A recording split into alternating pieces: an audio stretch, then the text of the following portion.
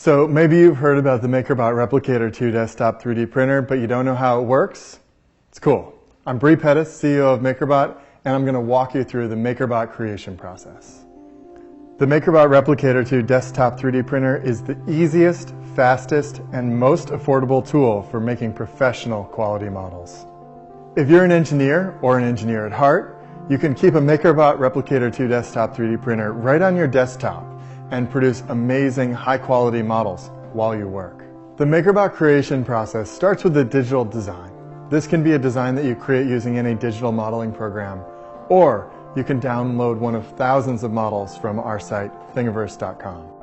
Thingiverse is a community forum where people, like you, can share their digital designs.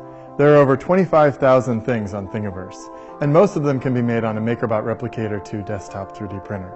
And the best part? They're all free. Once you've got your digital design, the next step is to open it in MakerBot Makerware. This is the software that allows you to prepare your model to be made on your MakerBot Replicator 2. MakerBot Makerware is a brand new software tool developed right here at MakerBot.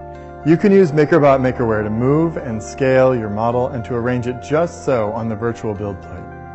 When you've got it just how you want it, just press Make It and the MakerBot Replicator 2 desktop 3D printer will begin transforming your digital 3D model into a physical 3D model. The material that the MakerBot Replicator 2 desktop 3D printer uses is a renewable bioplastic called PLA. When you tell the MakerBot Replicator 2 to make something, it begins by pulling the PLA filament that's spooled in the back up through this tube and into the extruder. The extruder heats it up and squishes it through a very small hole onto the build plate. It starts by laying down the bottom layer of your 3D model. Then the platform moves the object down a tiny bit so the extruder can lay down the second layer. The process continues for the next layer, and the next layer, and the next layer. This process can take some time because each layer can be as fine as 100 microns. When you're done, you'll have a professional quality model that doesn't require any sanding or finishing. Now you know how a MakerBot Replicator 2 desktop 3D printer works, and it's time to set your mind in motion thinking about how you're going to use yours and what you're going to make. Whether you're an engineer, an industrial designer, a researcher, or just somebody who likes to make things, the MakerBot Replicator 2 can help bring your ideas to life.